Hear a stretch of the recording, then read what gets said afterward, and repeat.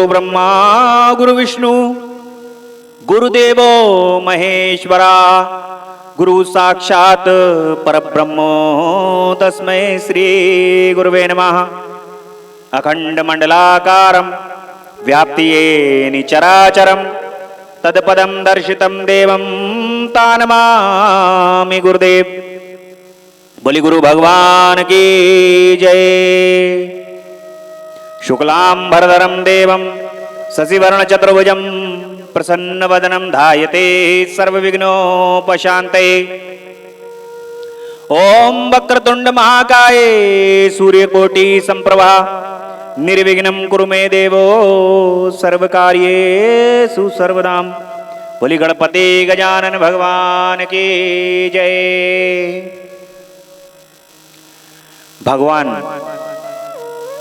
गुरुदेव की असीम अनुकंपा से, माता पिता के आशीर्वाद और आप सभी भक्तों के भाग्य के कारण भगवान की आज अष्टम कथा है। भगवान की कृपा से भगवान की कथा हमें सुनने को प्राप्त होती है और आपके लिए भी एक पुण्य प्राप्त हो सकता है यदि आप लोग इस कथा को स्वयं सुने और इस कथा को दूसरों को भी शेयर करें, उनको कथा सुनाएं। भगवान की महिमा का जितना वर्णन हो सके उतना वर्णन आप लोगों तक पहुंचाएं तो आपको पुण्य की प्राप्ति होगी। आप समझ नहीं सकते हैं आपको कितना बड़ा पुण्य प्राप्त होगा यदि आप भगवान की कथाएं लोगों तक सुनने के लिए पहुंचाते हैं। क्योंकि भगवान गणेश की कथा को सुनने से इस जन्म के पाप तो नष्ट होते ही हैं, पूर्व जन्म के भी पाप नष्ट होते हैं। भगवान गणेश की कृपा से सभी प्रकार के शापों का शमन होता है। यदि जाने और अनजाने में कोई हमें श्रापित करता है, हमें बद्दुआएं देता है और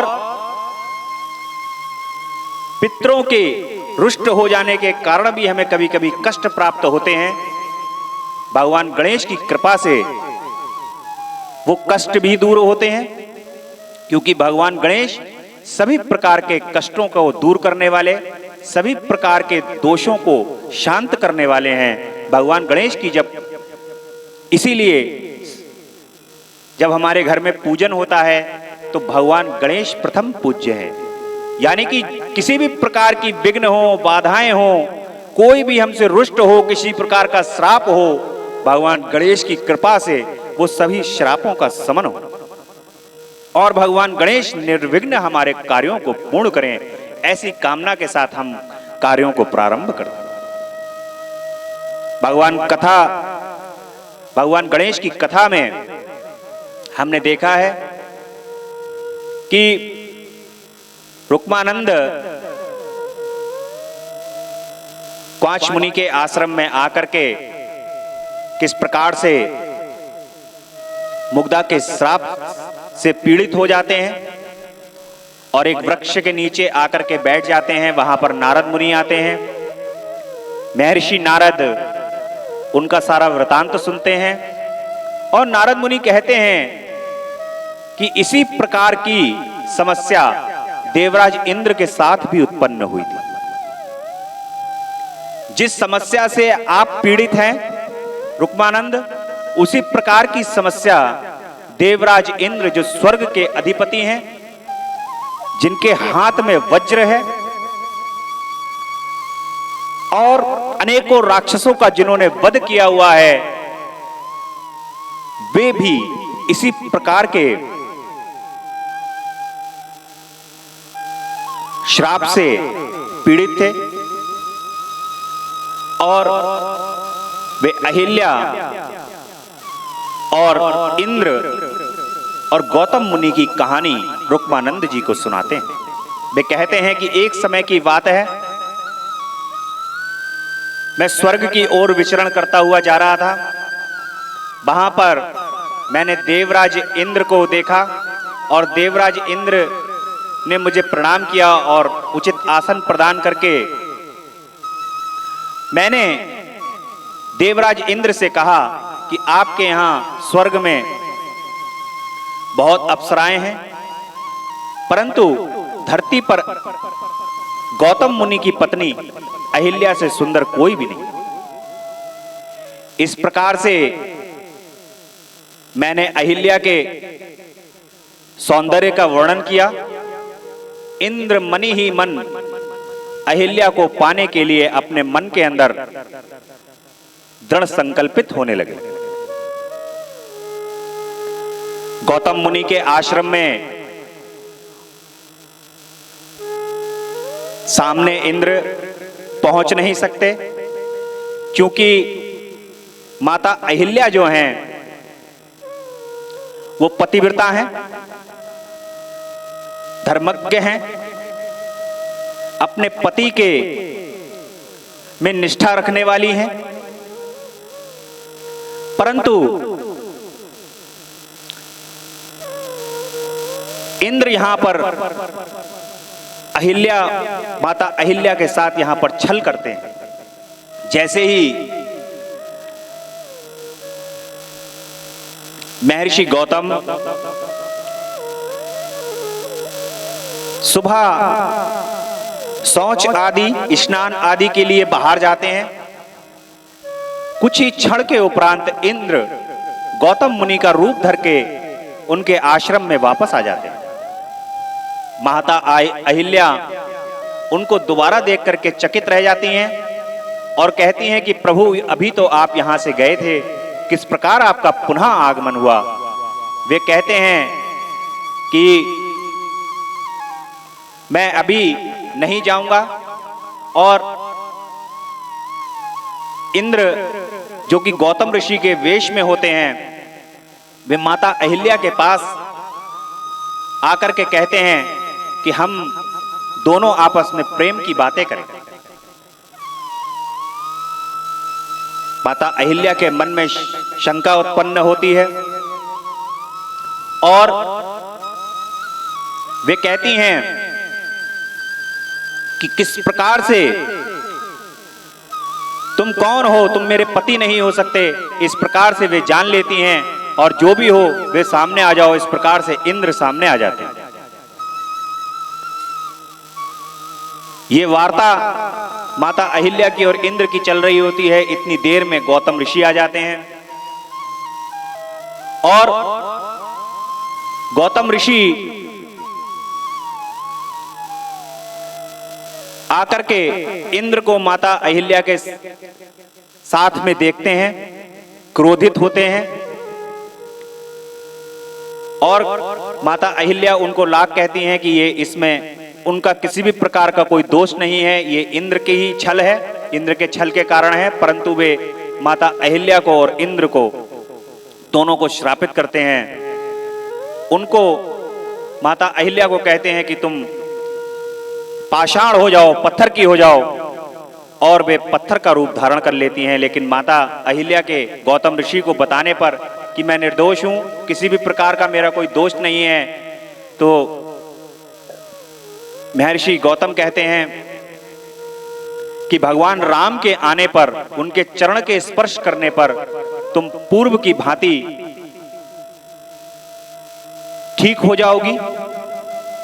और इंद्र को श्राप देते हैं कि तुम्हारा पूरा शरीर घाव से भर जाए, कुष्ठ रोग हो जाए तुम्हें। इस प्रकार से इंद्र को श्रापित कर देते हैं। अब इंद्र अपने जिनका कांति तीनों लोकों में फैली हुई है, वे अपने मुंह को छुपा करके कंदराओं में छुप जाते हैं। देवताओं के राजा हैं। जब देवताओं के राजा सामने नहीं रहेंगे, श्रापित हो जाएंगे, तो देवताओं का बल कमजोर हो जाता है, देवता चिंतित हो जाते हैं और सभी देवता मंत्रणा करते हैं कि हम सभी ऋषि गौतम के आश्रम में जाकर के उनसे क्षमा याचना करते हैं। इंद्र का जो ये कुकृत्य है, इस पर उनसे क्षमा याचना करते हैं। ऋषि से जब हम प्रार्थना करेंगे तो ऋषि जरूर इसका कोई ना कोई उपाय बताएंगे। कुछ समय बीतने के पश्चात सभी देवता गुरु बृहस्पति के साथ गौतम ऋषि के आश्रम में आ जाते हैं। गौतम ऋषि के आश्रम में आने के बाद गौतम ऋषि उनका खूब स्वागत सत्कार करते हैं और कहते हैं कि ये हमारे अहोभाग्य हैं कि आप सभी देव हमारे यहाँ पधारे हैं। सभी देवताओं के मन के अंदर प्रसन्नता होती है कि ऋषि हम जो प्रस्ताव रखेंगे उस प्रस्ताव को मान सकते हैं। वे इंद्र के जो श्राप दिया हुआ है उस श्राप के विमोचन के बारे में कि ये श्राप किस तरीके से कम हो और श्राप नष्ट हो, ये कैसे हो सकता है। महर्षि गौतम देवताओं की बात को स्वीकार करते हुए कहते हैं कि ठीक है, यदि ये इंद्र भगवान के एकाक्षर मंत्र का जाप करते हैं, भगवान गणेश के मंत्र का जाप करते हैं श्रद्धा और मन विश्वास से, तो इंद्र का ये श्राप दूर हो जाएगा। तो इस प्रकार से इंद्र के लिए भगवान के एकाक्षर मंत्र का जाप करने का विधान बताते हैं और कहते हैं कि यदि वे एकाग्र चित्त मन से भगवान का एकाक्षर मंत्र का जाप करते हैं तो उनको भगवान गणेश की कृपा प्राप्त होगी। इंद्र द्वारा चिंतामणि तीर्थ क्षेत्र में भगवान गणेश की प्रतिमा की स्थापना कराई गई और वहां पर भव्य भगवान का एक मंदिर बनवाया गया और उस मंदिर में इंद्र ने भगवान की पूजा की। जब वे भगवान का स्मरण करते हैं, चिंतन करते हैं और वहीं पर एक कुंड है, उस कुंड में इंद्र ने भगवान की पूजन के उपरांत स्नान किया और उस कुंड में स्नान करने से इंद्र के सभी प्रकार के शापों का शमन हो जाता है और इंद्र श्राप से मुक्त हो जाते हैं। इस प्रकार से नारद मुनि इंद्र के गौतम मुनि से श्राप के विमोचन के बारे में बताते हैं और कहते हैं कि हे रुक्मानंद, यदि तुम भी उस तीर्थ में जाकर के भगवान गणेश के दर्शन करो और कुंड में स्नान करो तो तुम्हारे श्राप का भी शमन होगा। रुक्मानंद देवर्षि नारद की बात को सुनकर के चिंतामणि क्षेत्र में गणेश तीर्थ में पहुंच करके भगवान गणेश की उपासना करते हैं, भगवान के षडाक्षर मंत्र का जाप करते हैं, एकाक्षर मंत्र का जाप करते हैं और बहुत श्रद्धा पूर्वक उस कुंड में स्नान करते हैं। जैसे ही वे भगवान का उस कुंड में स्नान करते हैं, उनके जो कुष्ठ रोग उनके अंदर उत्पन्न हो जाते हैं, वे सभी प्रकार के कुष्ठ रोगों का शमन हो जाता है और रुक्मानंद की कांति पुनः वापस आ जाती है। इस प्रकार से भगवान गणेश की कृपा से रुक्मानंद को श्राप से मुक्ति प्राप्त हो जाती है। बोली गणेश भगवान की जय। श्रुमुखचय गदंतस्य कपिलो गजकड़का लंबोदरस्य विकटो विघ्ननाशो विनायका धूम्रकेतुर्गणाध्यक्षो भालचंद्रो गजानना द्वादशानि नामानि आपठणादपि विद्यारंभे विवाहे च प्रवेशेन्द्रगमतदा संग्रामे संकटे चैव विघ्नतस्य न जायते। शुक्लां भरधरं देवं शशिवर्णं चतुर्भुजं प्रसन्नवदनं ध्यायते सर्वविघ्नोपशान्तये। बोल गणपति गजानन भगवान की जय।